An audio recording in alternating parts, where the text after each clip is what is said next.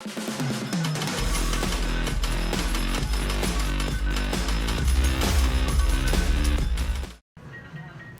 everybody, it's Anthony and Andrew here in the wild, and this video is going to be a follow-up to Video Poker Pop Quiz episode 1 and 2.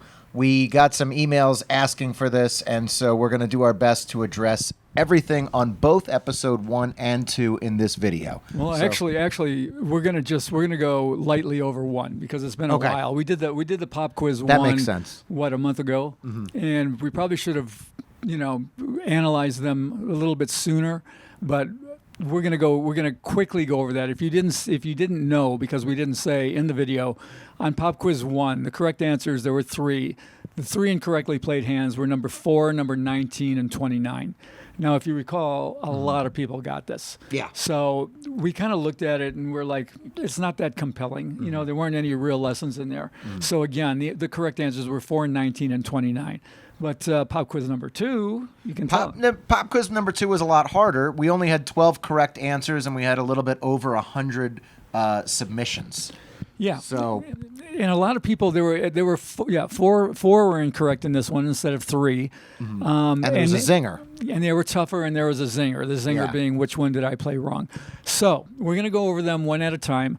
Those of you who want to learn a little bit about a basic strategy for playing video poker can watch this, and I think you'll learn something, from some of the tips. In pop quiz number 2, the 4 incorrect answers were number 1, number 8, number 23, and number 30. We'll take them one at a time, slightly out of order, because it was number 8 was the one that I got wrong, so we'll do that one fourth. I do want to say a lot of people did get all 4 correct, but the zinger was what left us with only 12 winners out of all the submissions. Yeah, and they were trying to figure out which one I would have gotten wrong. And it was interesting, some of the things that people wrote in. And there were some really clever reasons why they thought that I might have missed it. I'll tell you the real reason when we get down to number 8. All right, so we'll start with number 1. The hands that was dealt was Jack of Spades, 4 of Clubs, King of Hearts, 10 of Hearts, 3 of Clubs. All right, the hand that was held was the King 10 suited. The correct play was the King Jack unsuited. Now, this is something, first of all, let me say that when I tell you that one play is better than another, the main reason for that is because the computer says so. I mean, we run this through computer analysis, and the computer says there's only one correct way to play, and we're telling you the right one. So you can argue it till doomsday. You can say, I like to keep the King 10 suited because, why, Andrew? Because that's what I like to do, and I'm going for a royal. Right, and that's why a lot of people do it. They keep the suited cards, but the computer told us that the King Jack was the better play. Mm-hmm. Typically, the only thing to be learned here is that keeping the 10 with an ace or a king is almost always wrong. If you've got another choice, it's almost always better even to keep that king or ace by themselves.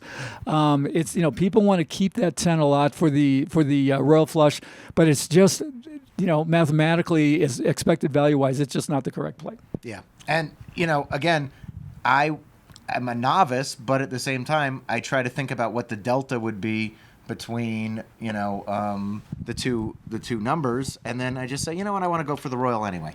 Well, a lot of it's personal. Yeah. People say, look, I want to go for the royal flush. I'm here for the royal flush. But if you're playing for EV, if you're playing to have the best play, you play as the computer tells you or as the strategy card tells you or for, whatever proper strategy you've learned.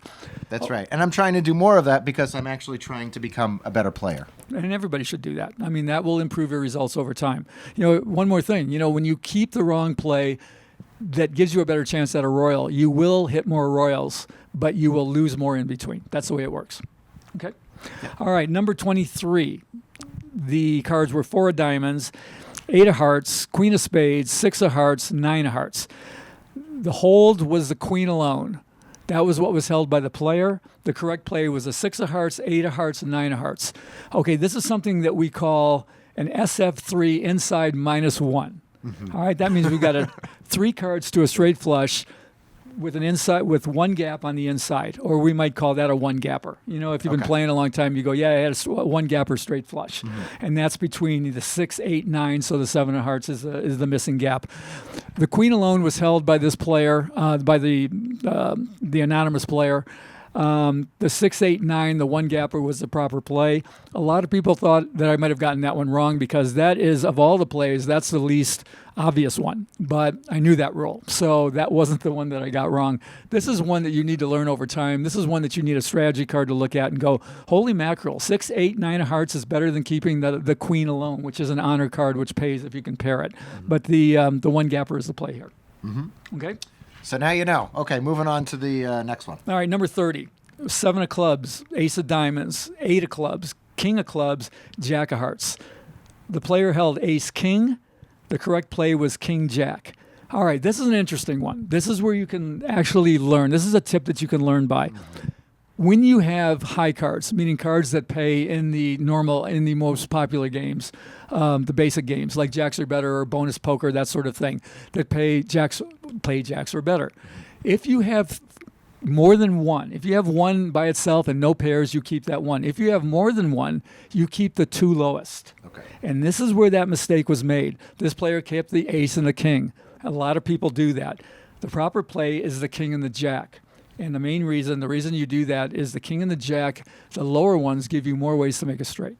All right, because if you keep the ace and the king, you can see it's truncated at the top. With the king and the jack, you've got more ways to make a straight. And that's what makes this a stronger hold. So anytime that you have more than one, if you have 2 or 3 high cards, you keep the 2 lowest. The only time that you don't do that is if you have a jack, queen, king of all 3 different suits. In that case, you don't. Or if you have 2 of the same suit. So let's say that ace and king had both been of spades or whatever they were. The ace and king had both been of diamonds. Then you would keep those. But when they're of different suits, you keep the 2 lowest. That makes sense. Makes sense? I mean, that one's easy to remember. If you see a suited high cards, then you keep those suited high cards. Okay. And the last one that was played incorrectly, and I thought it was played right, was an ace of clubs, queen of spades, 10 of spades, 4 of spades, 7 of diamonds. This was hand number 8. And the hold was queen 10 suited. And I believe that was correct. I thought the queen 10 suited was correct, but the ace queen non-suited was the correct play mathematically. Why is that correct? Because the computer said so. But I mean, that's the thing. I looked at it and I thought the queen and 10 are close together. They're suited. Now, I should have gotten a little bit of a clue because the 4 of spades was another spade, a third spade. That's called a penalty card. And one of our real clever audience members wrote in, one guy who got it correct. Theo. Yeah, we don't want to give his whole name in case he's trying to keep a low profile. But he said, maybe Anthony didn't recognize that there was a penalty card there. And to be honest with you, I didn't. I didn't pay attention. But the reality is, even if that had been a 4 of diamonds or hearts or whatever, the correct play still would have been the ace queen. Yeah. So this is just one that I got wrong. It was razor close. I mean, these 2 plays, you're giving up pennies by making the wrong play, but eventually you want to be able to play them all properly. And again, if it's me and I'm playing alone, I would take the queen 10 suited and I would just go for it because I'm going for a royal. Yeah, and you're kind of being a real nerd if you're going to bang on somebody about that and go, that was a real mistake. And I'm just saying it because I made the mistake. I'm not supposed to make those mistakes, but it's that close that I did. So, I mean, we're not saying you have to play perfectly, but the reality is there's a proper way to play every hand. So congratulations to all of you. The 12 of you who got them all right and figured out that I made the mistake on number 8. Good work. Yeah, good job, guys. We'll see you on the next one.